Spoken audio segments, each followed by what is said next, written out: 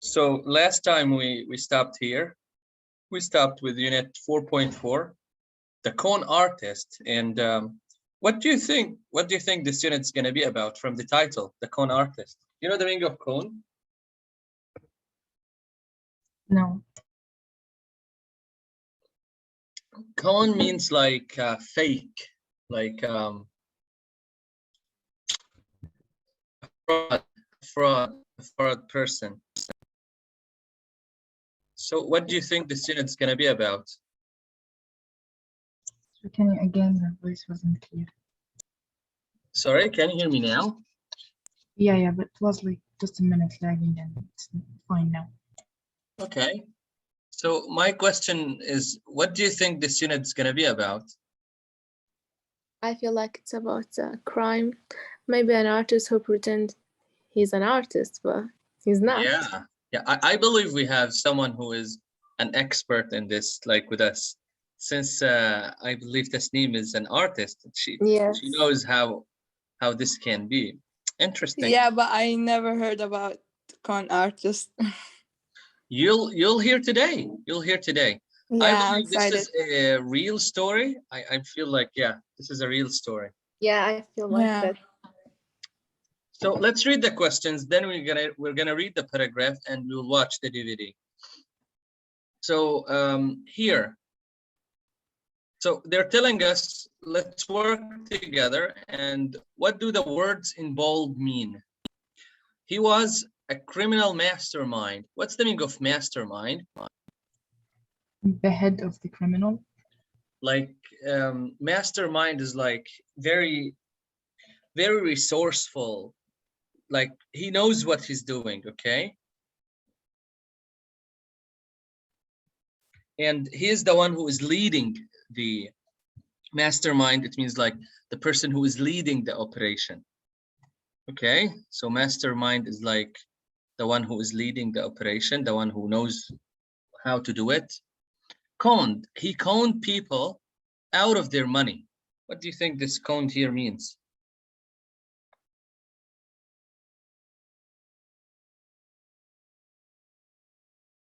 Can you hear me, guys? He played on them. He stole their money. He like fraud. He committed a fraud. He just conned them. Fake is fake, not original. Provenance. What's the meaning of provenance? Let's read the sentence. They had to prove the painting's provenance, so they pretended it belonged to a rich family. What's the meaning of origin? The origin, yeah, the origin.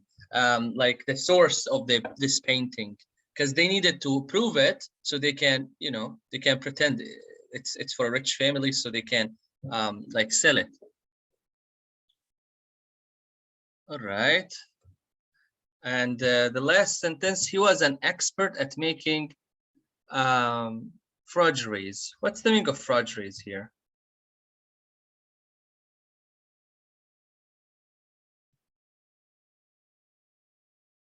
I think faking things. Forgeries, yes. Forgeries are like not original. Like here, making forgeries, it's like making fake paintings. Okay, so. Is it like counterfeiting, teacher? Yes, exactly. Counterfeit. Counterfeit is a synonym for this. But counterfeit, they use it for money. Yeah, they can use it for paintings as well, but counterfeit. We use counterfeit, F-E-I-T, counterfeit. Yes, this is exactly what it means. Interesting. So let's read now about this con artist, and then we're gonna watch the video. Who wants to read? I can read. Go on, Ikram. Ikram loves to read. This BBC news program tells the story of a painter who used his talent to commit a series of crimes in the art world. Wolfgang Beltracchi and his wife Helen embarked on a criminal scheme which resulted in prison sentences for both of them. In this program, a journalist interviews the couple, as well as one of the people responsible for catching them. The attempt to find out what lay behind the Biltrees scam, how they were Yes. caught, and what they now think of their crimes. Interesting. We have here a new word, I believe, embarked. Embarked means like to start here, okay? Like took on and started. Here, I believe, where was it? In which line? Yes, Helen, his wife Helen, he and his wife embarked on a criminal scheme like a plan here, okay? Which resulted in prison sentence for both of them. So they had a scheme, they had a plan like to work on, and then they both end up in prison. Interesting. So now let's see what he wants to say and what he said to the BBC, and then we can answer the questions, okay? Okay. Okay, great. Let me start here. 1 second, please.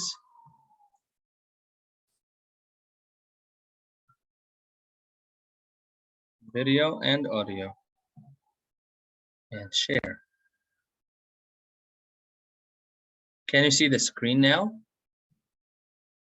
Yes. Yes. Okay.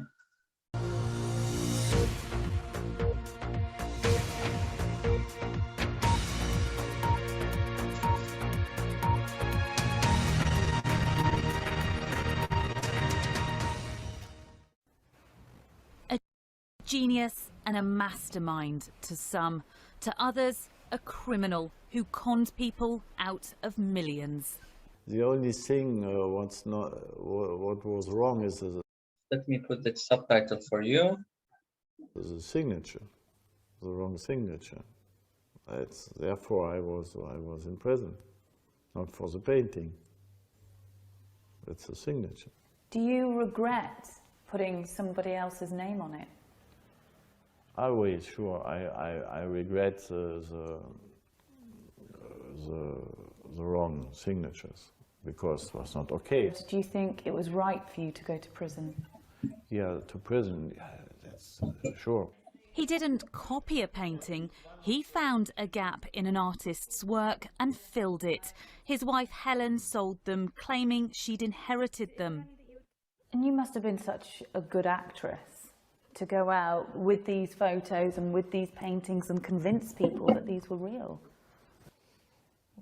I don't know. Maybe it's my special talent. They created old fake photographs to prove provenance. Here, Helen posing as her grandmother, the paintings behind. The artist says he did it for the thrill, not the money. Money, I was always rich, you know. I have always had enough money. Wolfgang owned houses across Europe, a vineyard and a yacht. He was selling paintings for millions until this, titanium white. The pigment was found on this Campendonk forgery when it was sent to the experts. What popped out of this particular painting was a pigment known as titanium white, which is very common now but was not available on the market for artists in 1915 when the painting was supposed to come from. Police identified around 50 forged paintings, but the 64-year-old says he painted hundreds. He was sent to prison for 6 years, his wife Helen for 4. And is there anything that you would do differently? In change, I never work with titanium white. Now painting under his own name, he's making millions, with half the money going to those he conned. Frankie McCamley, BBC News, France. When I was a student, I'd write long essays. Interesting. Oh, sorry, just let me stop Your voice is not clear. Okay, guys, can you hear me now? Yes. Yes. Teacher, he's so cold. He's acting like he haven't done anything. Yeah, Yes, I noticed that. this is even more interesting that he said he didn't need the money. Yeah. He didn't need the money. He did it for the thrill. Yes, that's weird. Yes. He just wanted to be excited. He had enough money, talent. Like, imagine that. He's an artist. He did it. Like, he knew how to do it. But again, he put another artist name on it. Oh, well, that's really interesting. So now, what type of crime did he commit, in your opinion? Cheating from people. He conned and he stole someone else like property, right? What kind of crime do we call this one?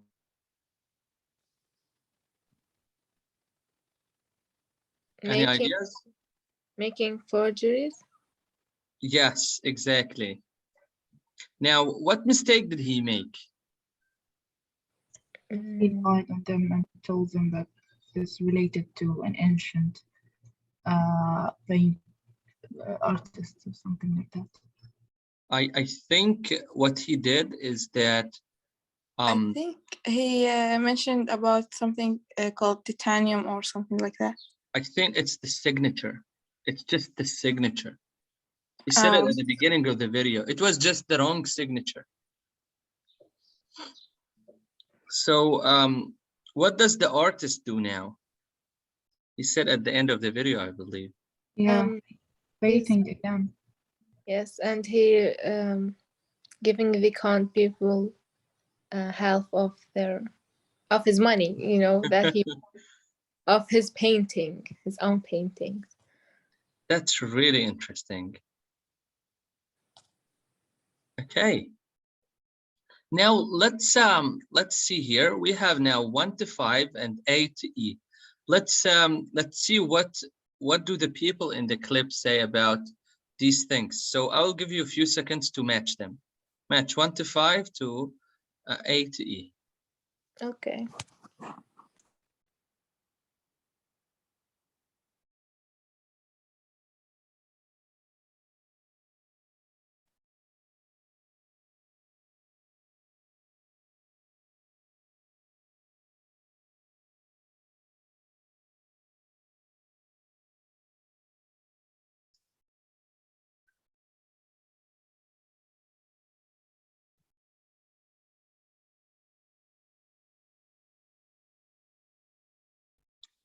Okay, let's do it together. So the first one, the only thing the artist did wrong, the signature. The signature. Yeah. The signature, C.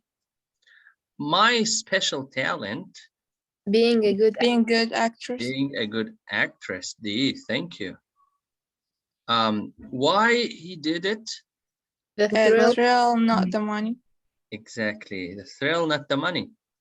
A certain now this is a certain pigment, which is a type of paint. It was available in 1915.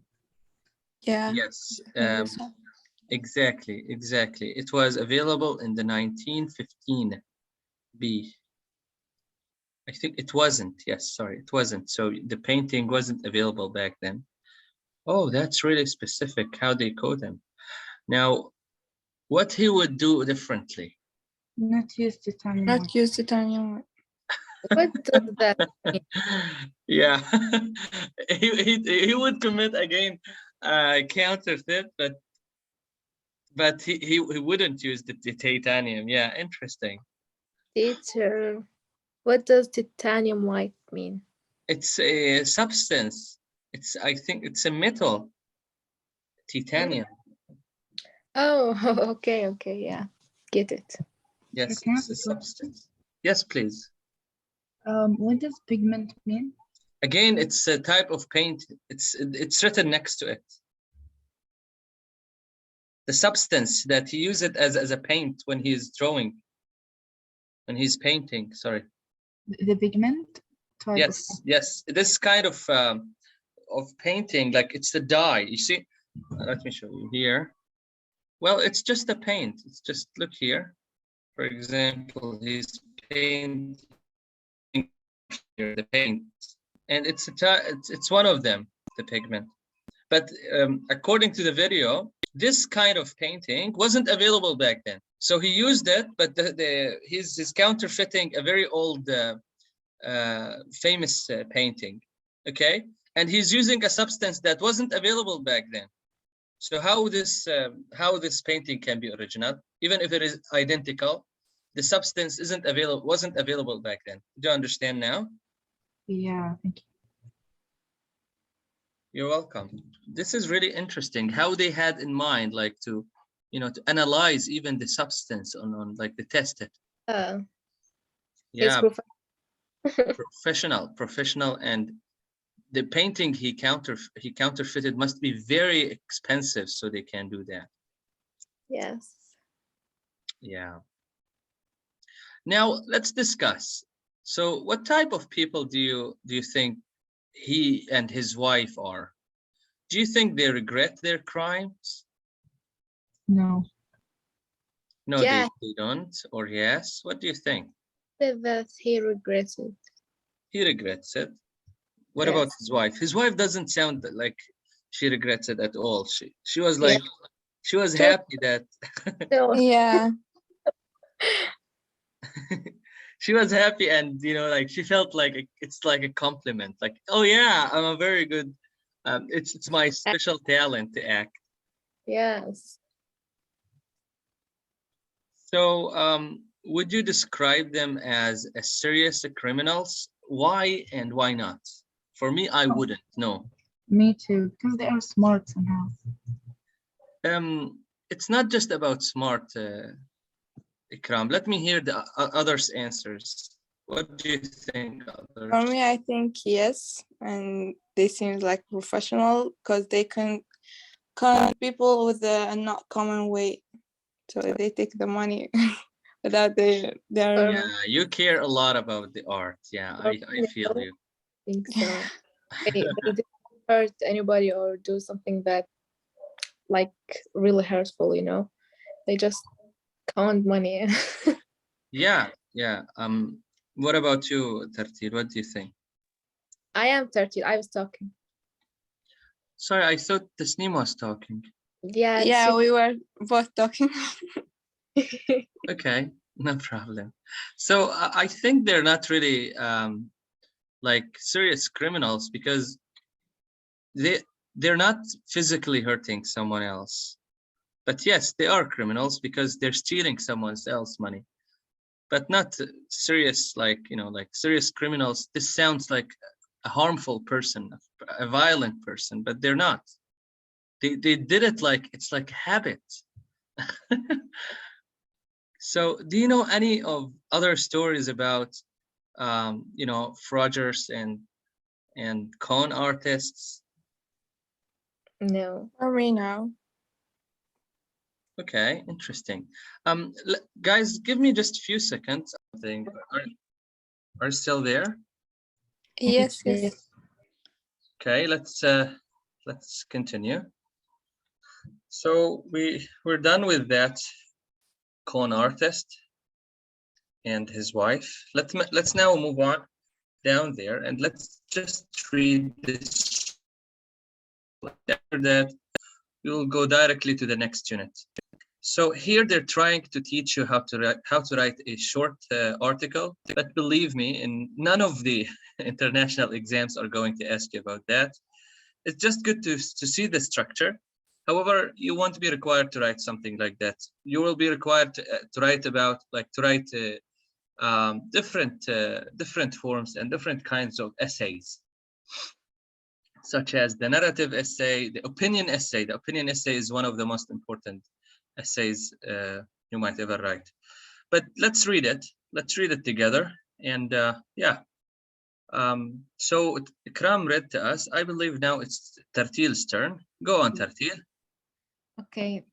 Where the UK went between 1989 and 2006, the crime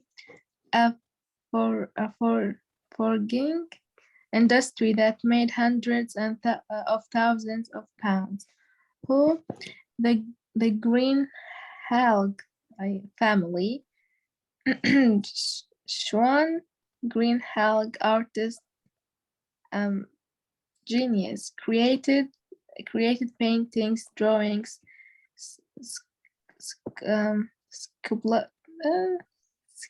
Squalor. You sure, teacher? There's a P. Oh, sorry, I was looking somewhere else. Which line is it? Third line. All right. After drawings. You're here with the yellow box, right? Yes. Sculpture. Sculpture. Sculpture. Sculpture. Okay. It's like we say manhute. Oh, okay. Sculpture and ceramics from different countries and different parts of the world. Schwann's brother, George Jr., managed finances. Schwann's elderly parent, George and Olivia, sold artwork to clients. Olivia's father had owned an art gallery, which allowed the family to establish genuine sounding provenance for the artworks. Victims' names, including the British Museum and Tate Modern, and yeah, continue. And the auction houses, Sotheby's and Christie's. Thank you. You're welcome. It's okay. It's okay. We have some like a little bit tricky vocabulary, like sculpture, ceramics. We know it. What else do we have here? Provenance. It's like the origin. Auction. It's like a place where they sell stuff. Mazad. Okay. Yes, auction. Now Tartil, you can read us. Sorry, Tasneem. You can read us, Tasneem. The Garden Shed Gang. Okay. The Garden Shed Gang. Sean Garthin left school at 60 with no qualifications. He wasn't from a wealthy family and had no useful consequences in the artwork. Connections. Connections and the artwork. But within a little more than 10 years, he was producing forgeries of paintings, ceramics, and sculptures that fooled experts. At some of the UK's foremost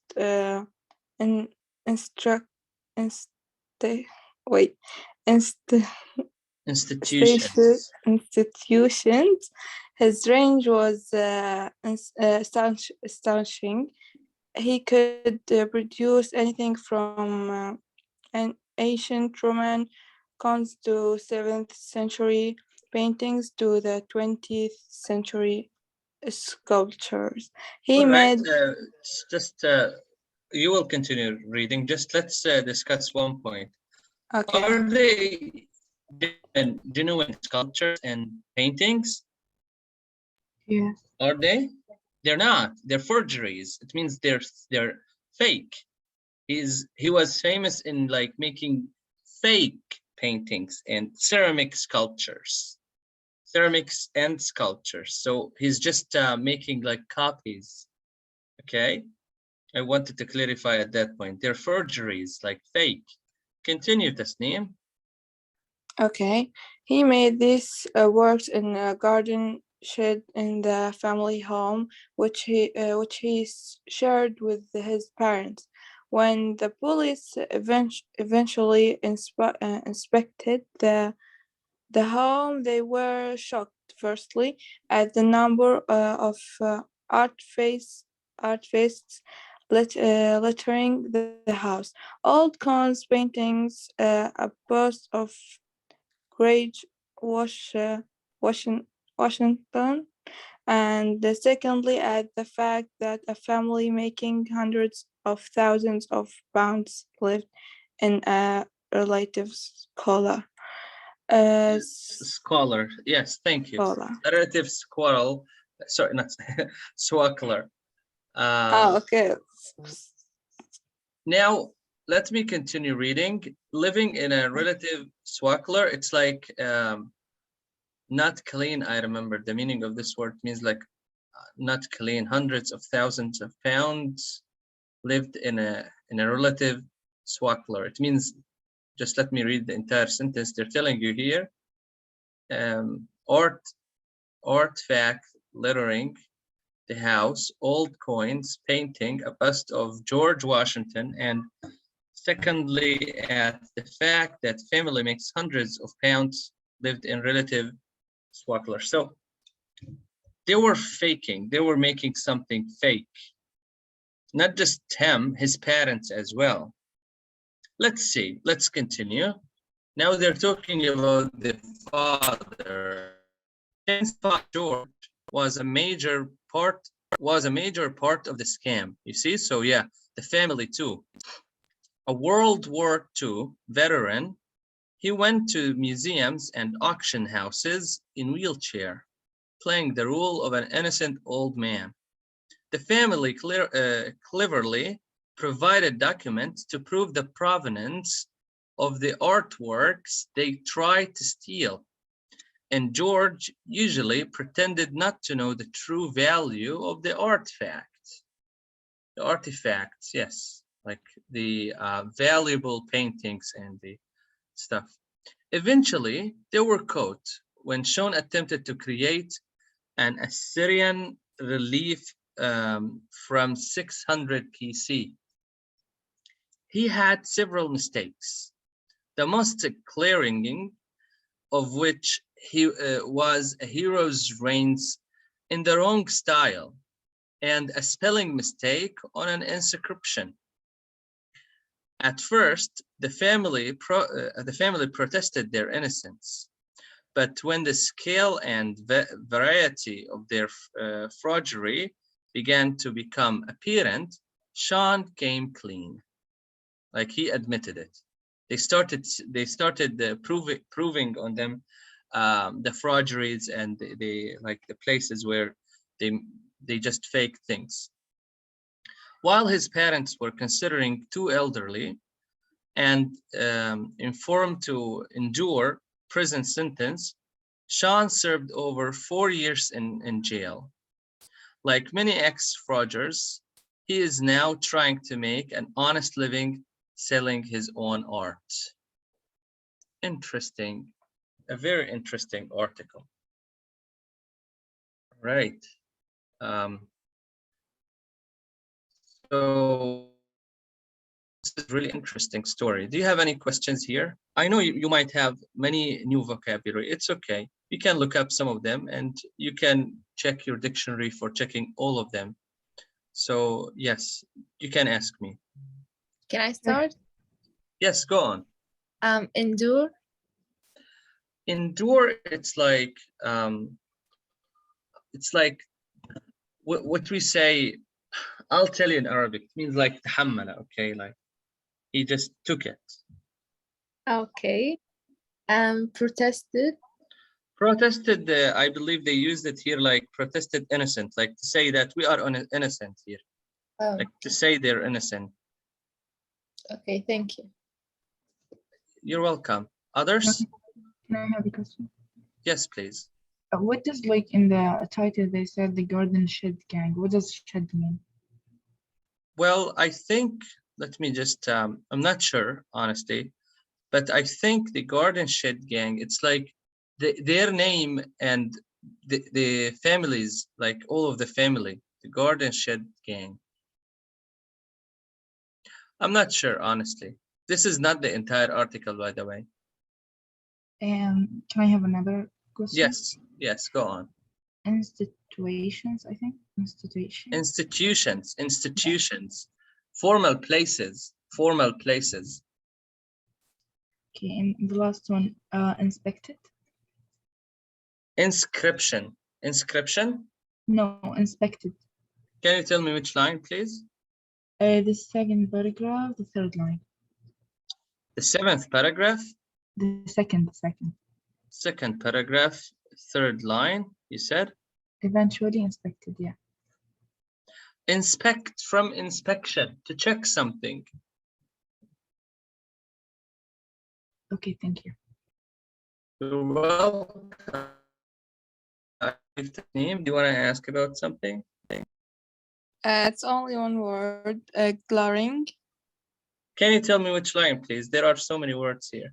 It's under 600. 600? Let me check where is, yeah. Glaring, yes. Glaring is, it's an adjective. It's like very, very disgraceful.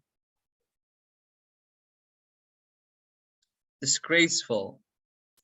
But here, I believe, let me just read it again. In this context, I believe it means the most obvious, because here they're talking about the mistakes. Because glaring, it means as well shiny. Shiny, like clear, bright. So here he made several mistakes. The most glaring of which, it means like the most clear, like the clearest one is that when he was faking that horse. Yeah, and by the way, I got it. Syrian, it's a very old civilization in Syria. Okay, thank you, teacher. You're welcome. All right, good job, everyone. Let's now listen to two people talking about the case, and let's see their ideas. That's the last thing we're gonna do with this unit. Let me play the recording for you. It's 4.7, right? Yes. Yes. 4.7.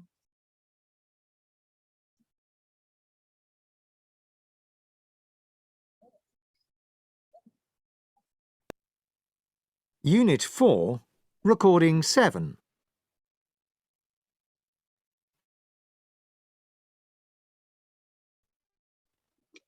So, what do you think? How were they caught? Well, it's usually some detail in the artwork, isn't it?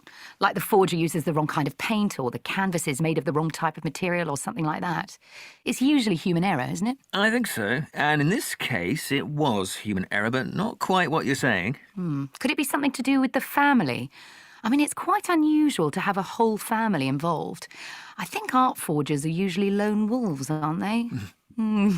Maybe it was the elderly parents. Maybe they let something slip. Or perhaps they said something that gave the game away somehow. Nope. Good guess, though. The mistake was made by the forger, Sean. And it wasn't a painting, it was an Assyrian relief. Kind of like a flat sculpture from 600 BC. 600 BC? Oh, so maybe he used the wrong type of stone or plaster. Or could it be that the design didn't match up to designs from 600 BC? Maybe it was too modern? You're on the right track. The relief included horses and the horses' reins. The ones in the forgery were apparently inconsistent with other reliefs of that period. But also, you'll like this, there was a spelling mistake on the inscription. No way! This mistake was considered very unlikely on a piece that was supposedly made for a king. And then George panicked. George is the father who sold the art, right? Yes.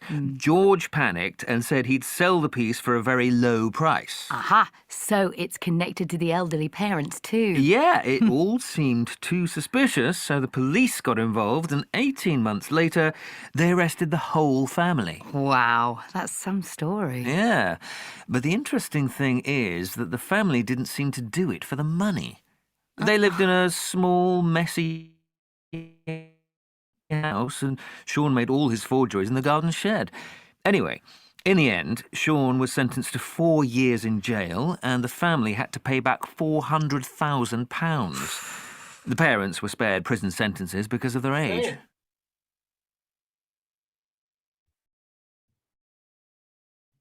So, what do you think? What was the other cases all about? I'm sorry. I mean, what was the people's ideas? The other, like the two people ideas about the same case. They were shocked, kinda. Yeah, they're shocked. It's like a human error, right? Yes, but teacher, what does 600 CB? What is CB? I didn't. Sorry, not P. I mean BC here. Yes, 600 BC. Yes. BC it means before the Christ, before the Christ.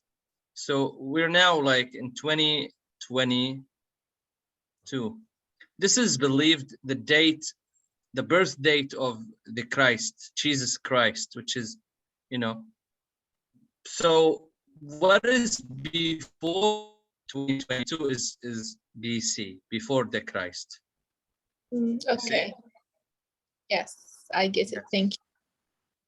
You're welcome. I believe this is the time of our break. After break, we're gonna start with, which is the last unit in this, the last module, not the last unit in this course. We still have like 4 units in this module. So yeah, I will see you after 10. Enjoy your break and yeah, see you. Sir, can I have a question? Yes, sure. When would we start another course? I believe next week we're gonna finish this one. Yeah. We can see after that when we're gonna start with the next one, but we have like just 2 more lessons with this one. Okay. Thank you, teacher. You're welcome. So I will see you in 10. See you. Guys, welcome back. Hello, teacher. Are you back? All of you? Others? Yes. Okay, welcome back. So we have a new unit today, a new module, and it's called Secrets. What do you think this module is going to be about? Keeping secrets. Keeping secrets, yes. What kind of secrets do you think they're gonna keep? Perhaps, I don't know. Perhaps family secrets or secrets between friends, right? Yeah. Yeah, interesting. So why do you think people keep secrets, in your opinion? Why? They have special things they want. They want to hide, right? But if they are special, why they're sharing others with it? Maybe they did something wrong and they don't want to admit it or something.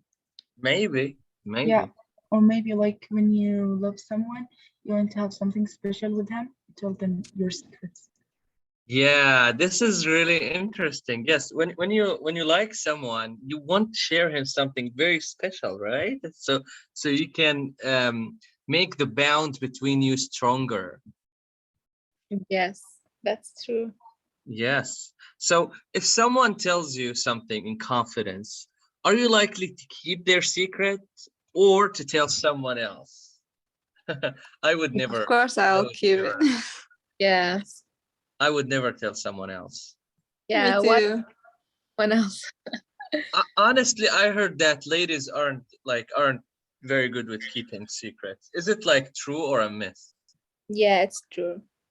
It is the personality of this for this Sorry? woman. I think like it depends for the personality for this woman. We can't like say it's all the women like this. Yeah. Talking about that, you reminded me of someone in college. She was one of our colleagues, and we were like, she was famous for not keeping secrets. So if you wanted something to spread all over the campus, we would just tell her, and we would tell her, don't tell anyone, this is a secret. And you know, it would be like everywhere, in no time. Yeah, we have this sort of people too in our school. Me too, actually. Everywhere there's. Yeah. Yeah, it's just some human beings can't keep secrets. So who would you like, who would you talk to if you wanted to tell someone your innermost thoughts? A close friend. My best friend. Right? Your best friend. Yes. My sister, I think. Sister, yes. A sister or a brother can be sometimes the best friend. Yeah, but I don't trust my brothers. Yeah. Okay. Interesting. Thanks for sharing. So we will read about a radio program, and then we will listen to the same program. So they want you to, like, they're telling you, it says that society has become more confessional. Now, what do you think this means? Do you agree with the statement? What's the meaning of confessional? Do you know the meaning of to confess? Yes. Yeah. Like to tell, right? To tell. Yeah. Exactly. So what do you think? What do you think about this statement? The society has become more confessional.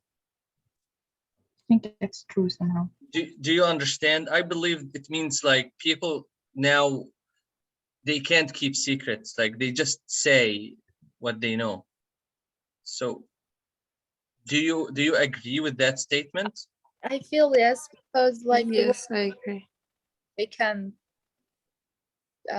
how to say it. It's okay. They can't keep secrets anymore. The social media is just here and there. They just want to say, I don't know, maybe some people like still good with secrets. I don't know.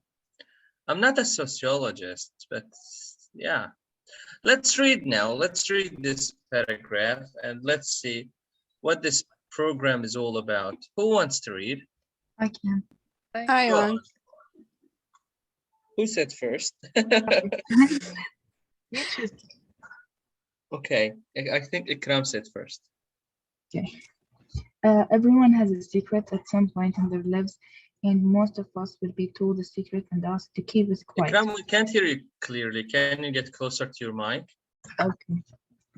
Now it's better? Yes. Okay.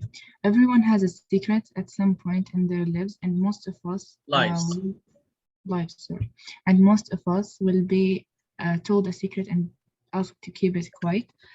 As society allegedly becomes more confessional, confessional.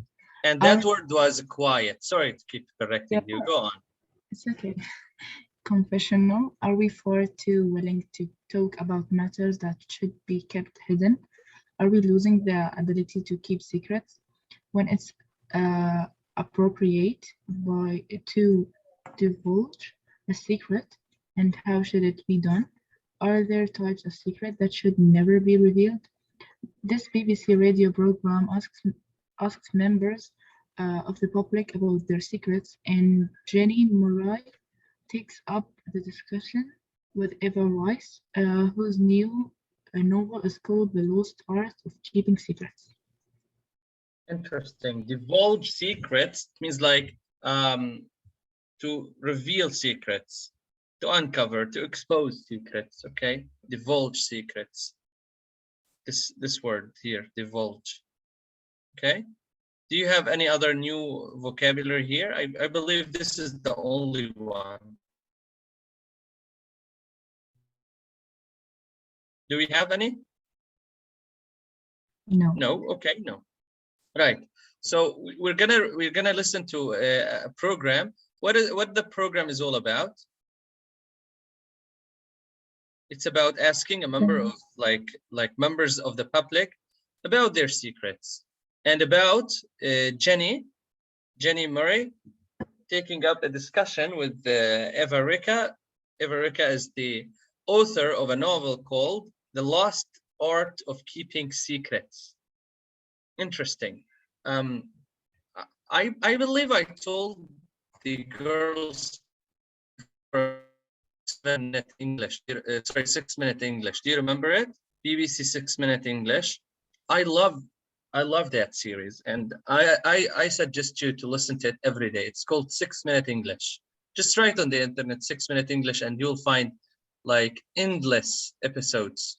Yeah, Listen and read. Yes. Yes, Tartil. I said I found it on podcast too. Yes, podcasts, BBC listening, even live, even like BBC Radio Live. There is a channel about, like there is not just, there are channels, not just one channel. So yeah, keep listening and reading. That would definitely improve your listening and reading. Teacher, can I have a question? Yes, please. What the topics that they give in this 6 Minute English, you said, right? What the topics they're talking about? Countless topics, everything. It's about everything, and this is why I love it. And believe me, like, do you listen? By the way, this book again is really good, and the entire I like, you can hear that I speak American, but still I believe the British resources are wonderful. Like BBC is a really wonderful place to learn English. BBC 6 Minute English, they talk about almost everything. And here, even in this book, you can see the variety of the topics. And do you like, when you hear the recording I play it to you, this is very similar to the international exams you're going to go through. For example, the IELTS. In the IELTS, it's very similar to what you're listening right now. It's almost the same. So I'm gonna play now for you this like program. It's almost the same like IELTS. And believe me, taking the IELTS can open so many doors for you. IELTS or TOEFL, it means you can study with like using the English language. That's what that test means.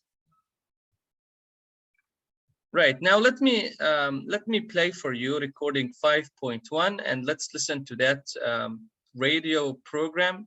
Then we're gonna listen to, then we're gonna answer the questions 1 to 5.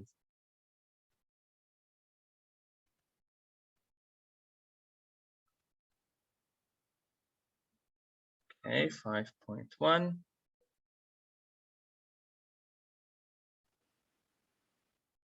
Unit 5. Secrets. Recording 1. Now, if I'd ever told anybody how much my dad earned, he'd have been absolutely furious. I'm not sure that I ever really knew. We were raised in an atmosphere where families kept themselves to themselves and you told nobody your business. And then it all changed as we became more knowledgeable about the kind of dangerous secrets that might be held behind closed doors and the damage they could do. We were encouraged as a society to tell these tales and let it all hang out. So can we still keep a secret? One of my friends told me to keep a secret about how she was going out with this other girl's boyfriend, and I kind of went up to the girl and told her. Accident. She got really annoyed, and it was horrible. It was like I thought she was actually going to slap me. It was so bad. Oh my god. We made up like 2 hours later, but it was just the initial, I should never have told her secret though, so it was my fault. Have you ever given away anyone's secret by accident? Probably just Christmas presents, maybe accidentally telling someone what their Christmas present was. My husband nearly did that yesterday, actually. He took an afternoon off work to go and get something for Christmas for me. Wouldn't tell me for days where he was going and almost let it slip where he was. I really wish he had given it away. What's the hardest secret that you've ever had to keep? I revealed a secret of a romance that I had with an older man that I revealed to my husband because I decided that I had to tell him so that because I couldn't live with this secret. If I had to live in honesty with my husband, I had to reveal to him the secret and face the consequences. And as you can see, this is the consequence. We've grown closer together as a result of that. So the consequences were quite good then, it seems. There you are. Here he is at my side and I'm at his side. So that was the very big secret that I kept, but I did reveal it. Ailish Kavanagh talking to people in Croydon. So when do you spill the beans and be honest, and when is it better to stay stum? Eva Rice is the author of a novel called The Lost Art of Keeping a Secret. Do you really think we have lost the art of keeping a secret? I certainly do. I think that nowadays everyone's so encouraged to say everything at all times and express the way they feel at the drop of a hat. And I think that the point of my book was to get across the fact that sometimes keeping a secret isn't always a bad thing. It can be something that can bring a more positive outcome than always telling everyone how you feel. So what kind of secret would you keep? I think like the characters in my book, if you're keeping a secret that is in some way going to protect somebody from something, obviously I don't want to give away too much of the plot, but if you're protecting somebody in a way that isn't going to damage them when they do ultimately find out, I think that in that case the secret's a very good thing to keep. But nowadays it's something that's frowned upon and something that's considered wrong, and you're supposed to tell everyone the way you feel 24 hours a day, and so it's something that you shouldn't do, keep a secret. Interesting. So how many secrets did you hear while we're listening to that program? 4. 4 secrets? Are you sure? I think yes. Okay. What do you think, others? Now, I think 5. You heard 5 secrets? No, 4 or 5. I can't remember. 4 or 5? That's Okay. 3. Sorry? 3, maybe. 3? Yes. Well, now we have 3 different answers. Okay. No problem. I believe I heard 3 of them. If you can remind me of the 4th one or the 5th one, I would be grateful for you. Now we're not gonna listen again. I have regardless of how many secrets we listened at, I have a very interesting question here. They said to spell the beans. What do you think this means? What is the teacher again? To spell the beans. Say the like truth. beans. Say the truth, maybe. It sounds like an idiom, right? Yeah. Yes. Yes, it sounds like an idiom. And they said another one, a very interesting one. They say to stay shtam. Yes, to stay shtam. What's the meaning of to stay shtam, in your opinion? To keep quiet? To keep quiet, that's correct. Wow, how did you know it? From the context, right? Yeah, maybe. Yeah, to stay shtam, it's like to keep quiet and not to say anything. Well, this is our module this is our unit is gonna be about. We're gonna discuss some idioms. I love these because they give us a sense of the culture. And I prepared a video for you, a very interesting video from the UK. It explains to you why some idioms they were like how they were made. But for now, before we go to the video, I want you to go to 3A here, idiom secrets. Can you see it? Yes. Yes. Yes. Here you have 7 sentences. In every sentence, you have an idiom in bold, but the idiom is missing 1 word. So I want you to look here in the box. You have cat, stay, game, beans, let, themselves, and doors. I want you to use them in their correct places, and then we're going to discuss the idioms together.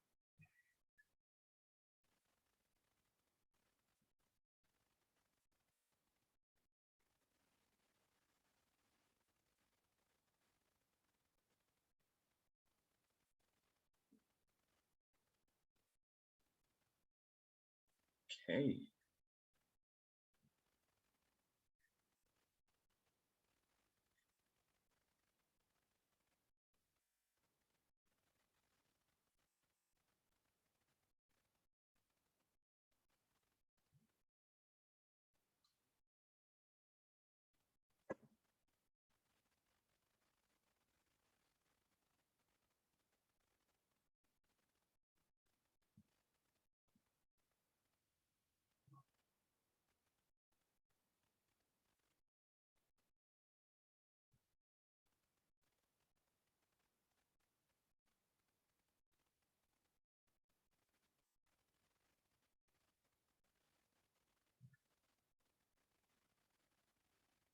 I'm done, teacher.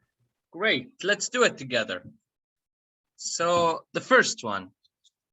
We were raised in an atmosphere where families kept themselves to themselves. Correct. To keep themselves for themselves. What does it mean? They're not sharing anything. Yeah, They just stay keep apart their from other secret. people. Yes, Yeah. just and you don't sorry, and you told no one. You told no one your business. So yeah, you're just keeping it for yourself. All right, this is a very good idiom, to keep yourself to yourself or themselves to themselves. We became more knowledgeable about the kind of dangerous secrets that might be held behind closed Doors. Doors. That's correct. And what does it mean? Something are hidden. We have something like that in Arabic, like exactly the same. Yes. Yes. And sorry, and here and the damage they could do. Interesting. So we're now done with 1 and 2. Now he almost let it slip. He almost let it slip. Yes, slip where he was. What's the meaning of let it slip? I think say it by mistake. Sorry? I think say a secret by mistake. Yeah, to reveal a secret, like to reveal something here. Thank you. Now, so when should you spell the, I think we said this one, spell the beans. To spell the beans, we said it. And be honest. This is when we use it like to tell a secret, and it's probably here a secret that is torturing you internally, and you just want to be you just want to be clean and just want to say it. So yeah, to spill the beans and say everything. Okay, now the fifth one. When is it better to keep or stam? Stay. We say stay stam. Yes, to stay stam, which means to keep it down. I think we're now 5. Yes, 5. Okay, it's a secret, so try not to let the cat out of the bag. Cat out of the bag. And this means similar to spill the beans, like to say everything, right? Yes. Yes. And the last one, we pretended we didn't know it was her birthday, but Sam gave the game away.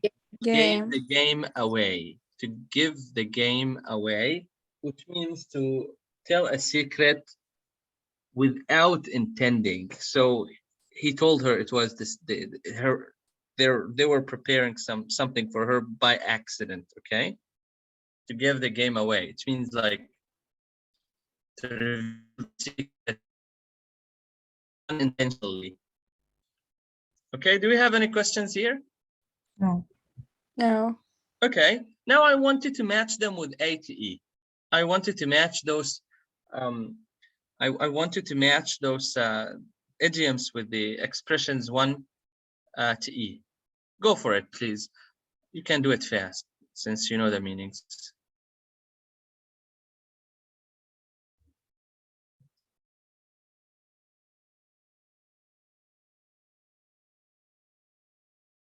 Oh, some of them have more than one expressions.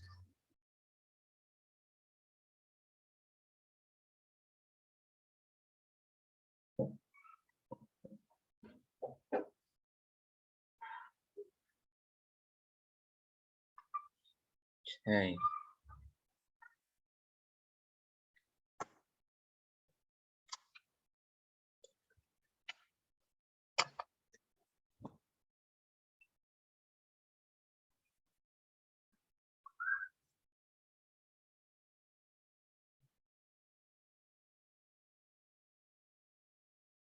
Let's do it together.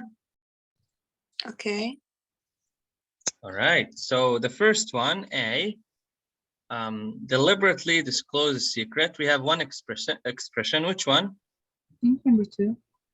I think it's let the cat out of the bag. Deliberately disclose a secret, to tell a secret with your attention. Give the game away. No, give the game away. It's not unintentional. I told you.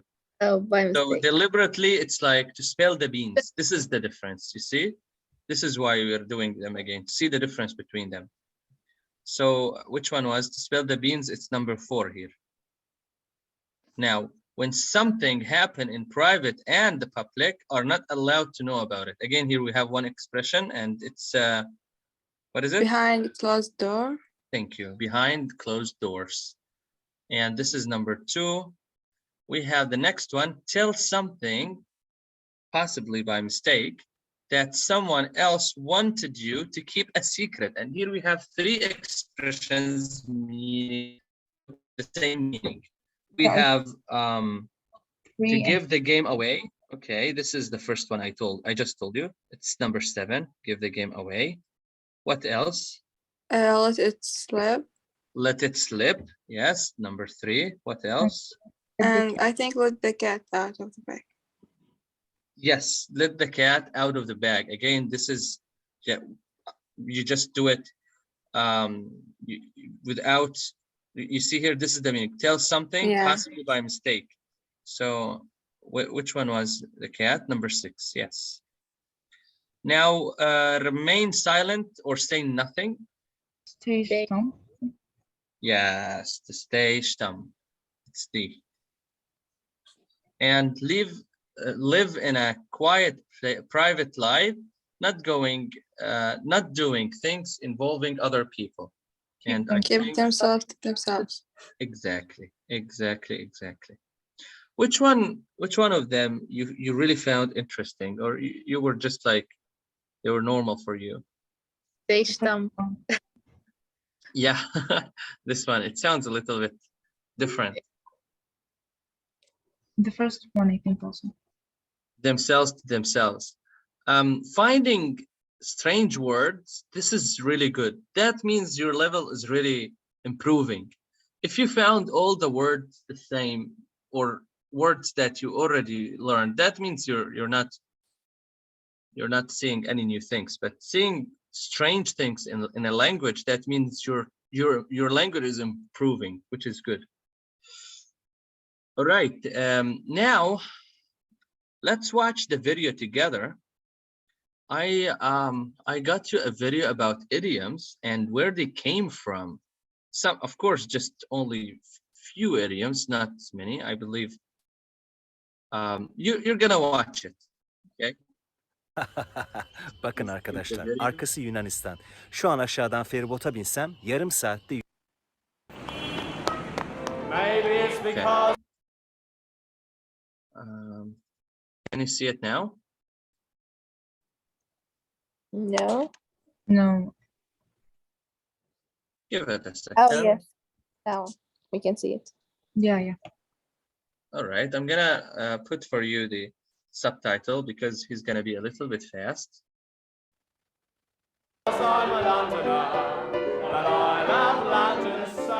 Hip hip tally ho, welcome to Jules Guides, where I wander around London and tell you interesting things you may not have known already. And people often say to me, Julesy, oh Julesy, just why do you Brits talk so funny? So I decided to make a video about English idioms and expressions and where they come from.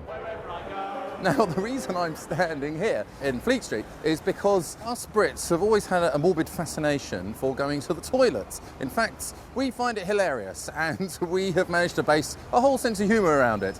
For example, when I need to go, I might point Terence at the tiles, or point Percy at the porcelain, or indeed drain the main vein. And if I wanted to do something a little bit more solid, I might perhaps, as I did this morning, release a chocolate hostage.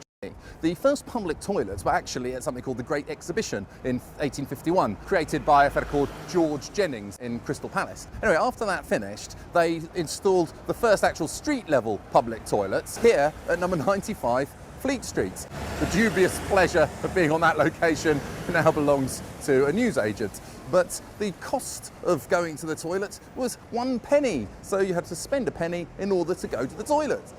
Now, before the days of flushing toilets in people's houses, they used to just chuck it out of the window, straight into the street below. And that's why some of these houses along Fleet Street still have the overhanging fronts, because those are the original Tudor buildings from the olden days, so that people could shout "Gardez-lou" and then chuck out their poo, and it would clear the pedestrians directly beneath them, walking underneath, and it would just land directly into the road. Gardez-lou, in fact, comes from a corruption of the French "Gardez l'eau," which means be careful of the water I'm about to throw.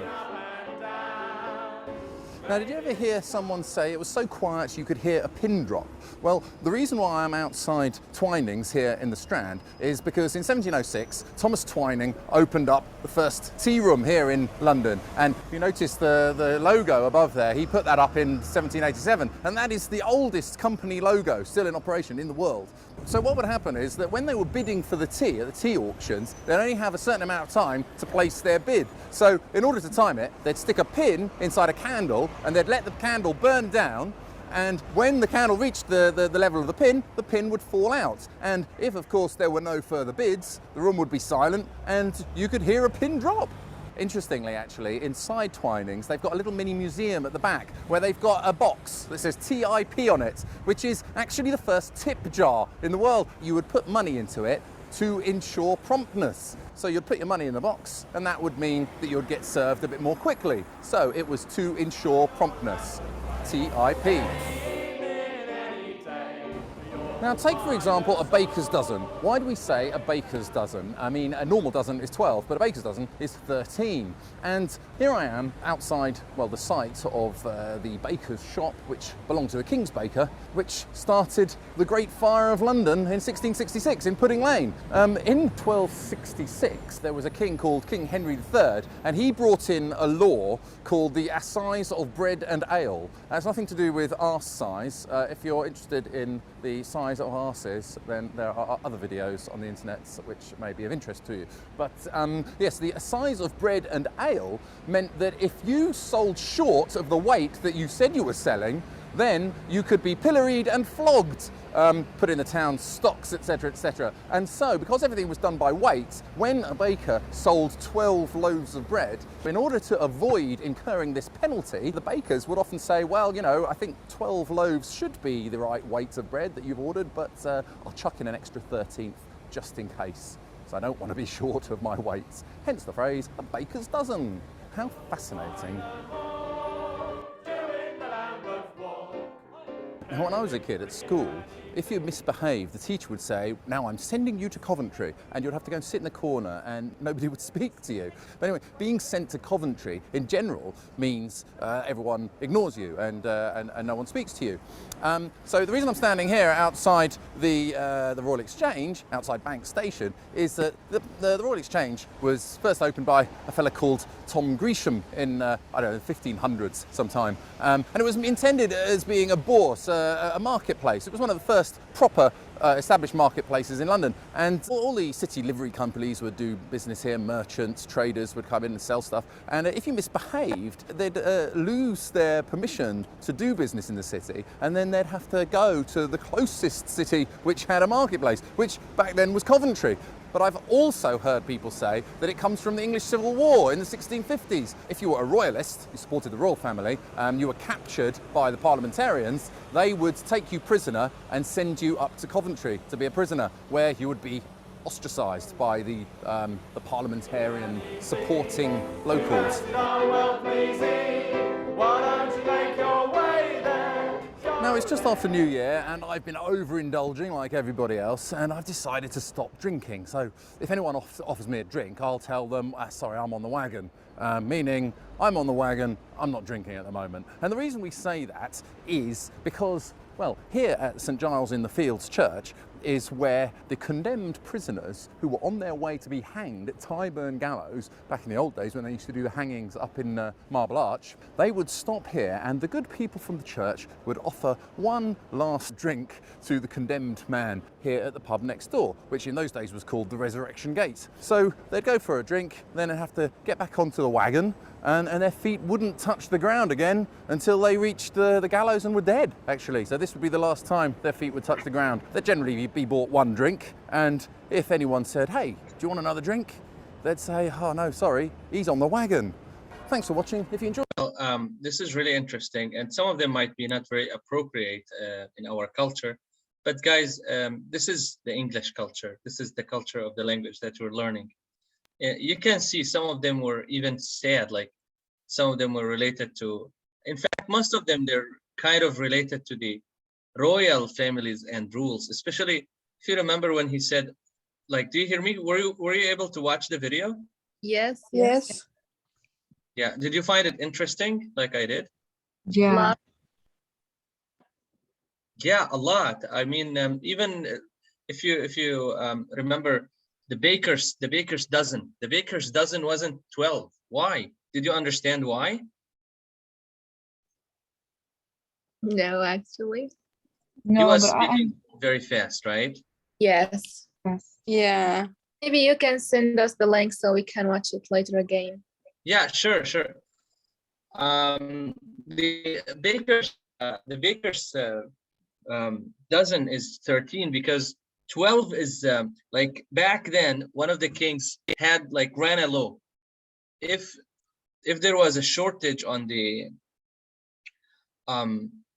with the amount that the baker is selling, he's gonna be, you know, like killed. So the baker automatically would just add one more to make sure that he's not going to be killed. So this is why it became like an idiom, baker's dozen, which means 13 instead of 12. Very interesting and very related to the English culture. Okay, now let's move on to the next page. And it's time for grammar.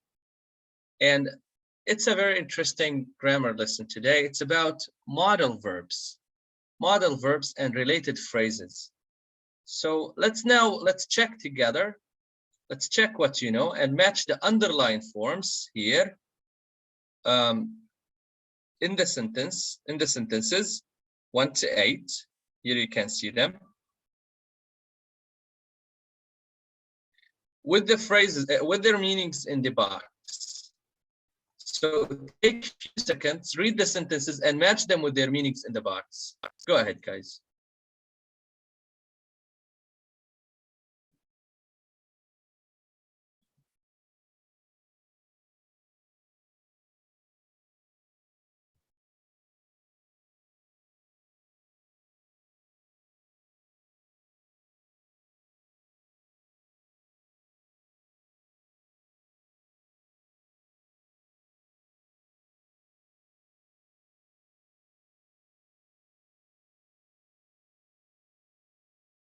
So number 1 is answered for you.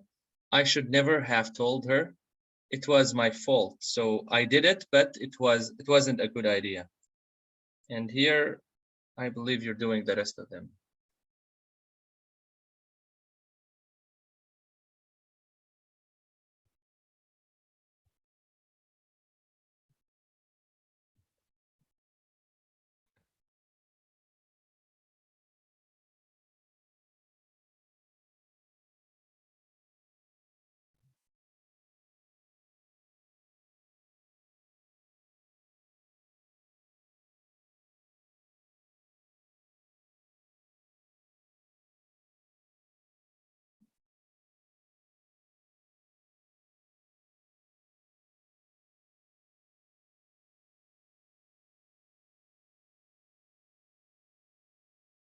Okay, let's do it together. Yeah. Okay. So I couldn't live with this secret. So which one would it be from the box? I wasn't able. Possible. Yes, it wasn't possible. I wasn't able. This one. This what I couldn't mean. Like it wasn't possible. I wasn't able to. I had to tell him. I had to tell him. You did it, but it wasn't necessary. No, it was obligated. I was obligated. Strong. I had to. Have to is I believe it's the strongest obligation. Yes. 3 here. I was obligated to tell him. Now, keeping a secret can be something that can bring about a more positive outcome. It's expected. Well, it's possible. It's possible. Can provide possibility. Okay. All right. Now, you're supposed to tell everyone the way you feel 24 hours a day. I was obligated week. Sorry? I think it's expected. It's expected. You're expected to. You're expected to do that. And this is 5. Now, number 6. We'd better not start until everyone is here. This is had better. Had better. It's again, we call it a semi-model, or yeah, I think it's a model. All right, which one? Which one do you think? It isn't a good idea. It isn't a good idea. Yes, isn't a good idea. So this is 6, and the last one. Sorry, it's not the last one. We still have to. I feel that I ought to let her now. I think this one is I was obligated. I was obligated, but it's weak. Ought to is weaker than had to. And now the last one, we needn't have told him. You didn't? You did it, but it was not unnecessary. It was unnecessary. You did it, but it was unnecessary. So don't feel down if you didn't know all of them. It's okay. Models can be a little bit tricky. In fact, models, you can keep reading about them like tons of pages. And now we're going to study them, but I'll tell you from now, we're not going to cover all the cases because I told you they can cover like hours and hours. But as I suggest for Tartil and Tasneem before, you can check English grammar in use. You can write it in the chat. Advanced grammar in use. That book explains every single thing about so many grammatical points. So if you found yourself, you want to learn more about modules or even other grammatical topics, you can go for that book. It's self-study book and it's really interesting. Now let's go to page 136, the language bank. Let's go there, please. It's me, my keyboard. Yeah, I found it. Did you see the page? Yes. Okay, so we're gonna study modules and related phrases. Okay, Tartil, please read to us the first paragraph. Okay, use modal and semi-modal verbs and phrases to express degrees of obligation or whether or not something is necessary, desirable, permitted, or forbidden. Modals are also used to refer to people's abilities. Well, yes, this is very correct. We use the modules or semi-modules. Semi-modules are like needn't. Yes, needn't. What else would it be? It sounds not like the main ones, like must, should, had to, have to, there, had better. But again, we use all of them. What for? To express degrees of obligation, or whether something is necessary, desirable, like we love to do it, permitted, allowed to be done, forbidden, not allowed. Where is ability? We use them for ability as well, for possibilities. In fact, modules like when we talk about modules, there are like so many research about this linguistically. It's a very wide topic. There are so many cases with the models. But now let's have a look at some cases here. So first we have have to, must, should, ought to, had better. We use them all for obligation. Okay. Now let's have a look at ought to. We ought to set the alarm for an hour earlier. Okay, so again we use it for like it's like an obligation, but it's a weak obligation, like should. It's very similar to should. Now we have two things to consider here. I'm not gonna go very fast here because you deserve to remember why do we use have to versus must and should versus ought to. Who can tell me what's the difference between have to and must? And by the way, they can be used interchangeably. They can be used sometimes in the same place, but sometimes they're different. Who can tell me what's the difference? Here, the first one. I have a difference, but I'm not sure about it. Go on. Like when you use have to and must, if you didn't do this thing, there is a punishment, like would be illegal thing. Not always, but like I remember I had something like that. But should and ought to is like for advices or something like that. Okay. Let me tell you the main difference and the most famous difference between them, and we're not gonna highlight more on that because we can go through that for like a very long time. We use have to for general obligation. We use have to for what? For general obligation. For example, I'll give you an example here. I have to, I is always big. I have to brush my teeth, right? This is a general obligation. Everyone wants, like everyone should do that or has to do that. Now, this is the first one. However, must, we use it for specific obligation. Specific obligation. I, for example, I must tell you about, for example, Jane, which is my friend, who is my friend.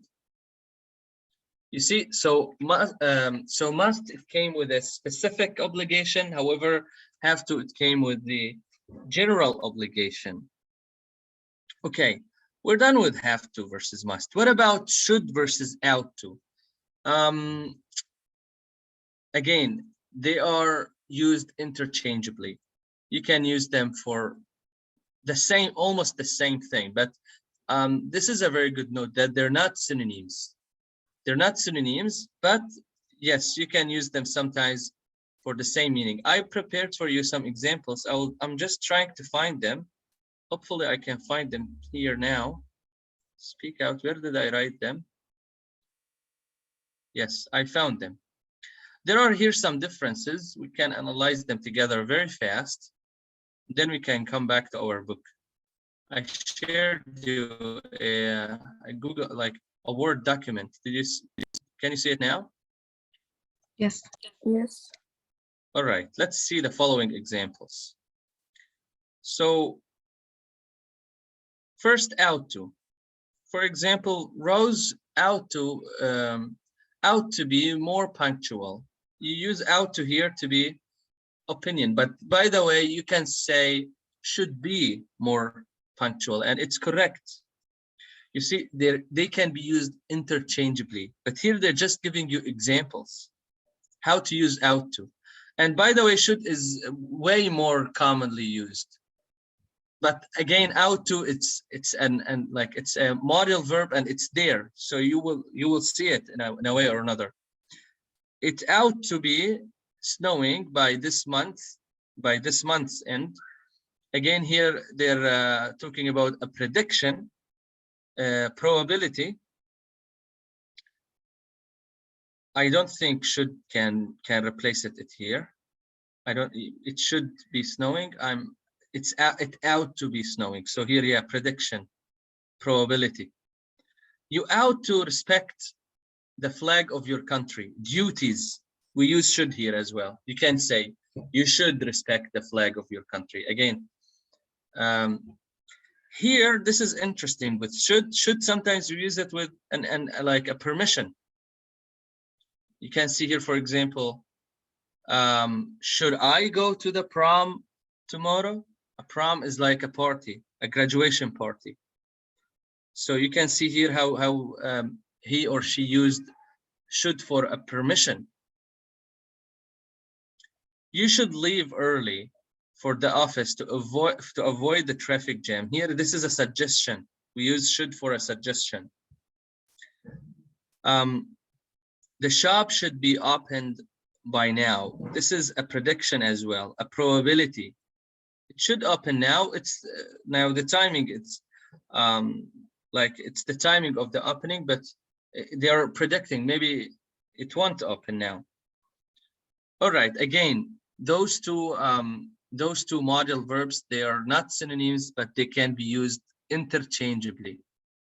Are we clear here? Yes. Yes. Now let's go back to our book. Okay. Let's see. All right. Now, had better. What's the meaning of had better? Had better, we use it like here as it's mentioned in our book. They're telling us had better. Where is my marker? Yes, you can see it here. Can you see it now? Had better is stronger than ought to. And it implies a warning. You had to, or sorry, you had better leave now.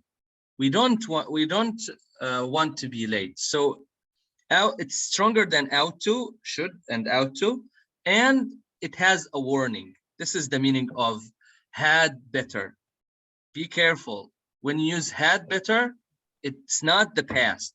You can see now here, we don't want to be late. So they're using it in the present tense. Now we have need to, a very interesting modal verb. Now, need for talking about obligation or lack of it. We use it for obligation and lack of obligation. So we need to ask for directions. If we had done this, we wouldn't be lost. So we need to do this, okay? We have here an obligation. We need to do it. We needed to do it so we don't lose our way. This is the first thing. But be careful. They're telling you there is a note here. There is a difference between when you use it in positive here, needed to, it has just one meaning. But in the negative, it has two meanings because there are two ways of making it negative. We have the first way, it's like didn't need to, and the second way, needn't have.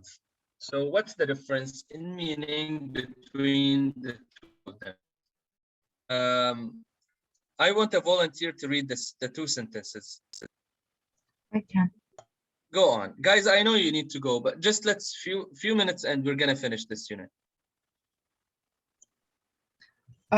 We didn't need to ask for directions. We had a map. We need not have asked for directions. We asked for directions, but it was unnecessary as we found a map. You can hear in sentence one, we didn't need to ask for directions. We had our map and we didn't even need to ask anyone. But here we needn't have asked for directions. So here it means we asked for directions, but it was unnecessary. It was not needed. Why? As we found a map.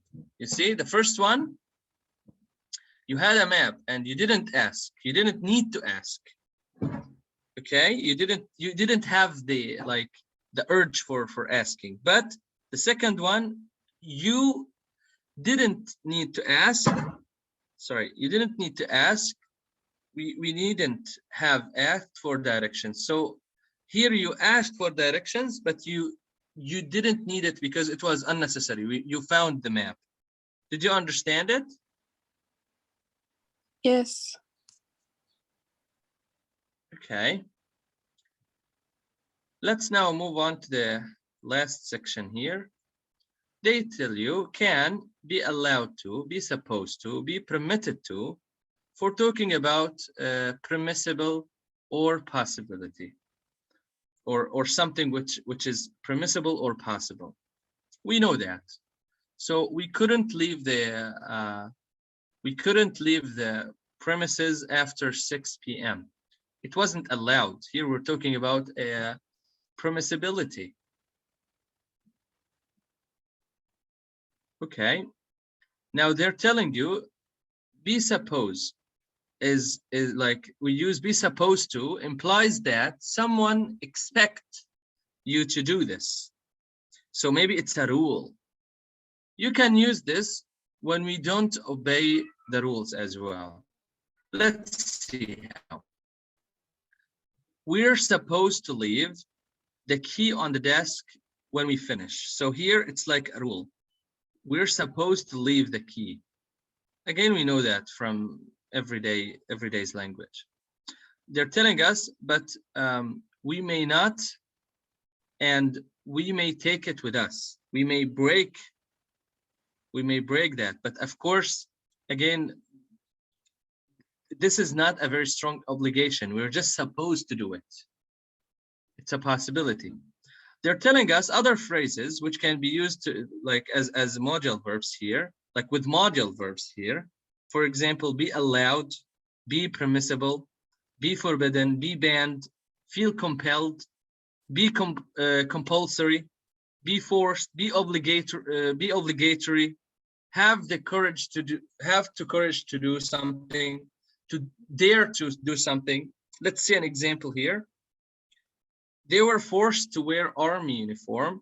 Here, forced, you can use it, you can see how they used it as a modal verb, which means it was compulsory. We weren't allowed to contact the teachers. Again, it wasn't permissible, like to contact the teachers, which is here allowed to, it comes like a model. So do you have any questions here? No. Okay. Others, are you still with us? Yes, no. Yes. Okay. I have no question. Right.